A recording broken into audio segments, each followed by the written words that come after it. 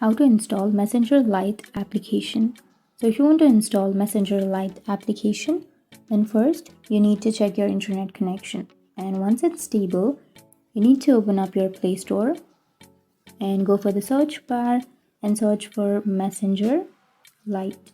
And once you've searched, here you will have your Messenger application. So if you want to install the Messenger Lite application, then simply tap on install. And once you tap on install, it will start the install process. So it might take some time depending on your data or your Wi-Fi connection to install the Messenger. And once it's installed, you need to simply tap on open, which will be on the right side. And once you tap on open, you can log into your account through your Facebook. So that's it. That's how you install your Messenger application. And if you have any questions, feel free to comment below. Thanks for watching.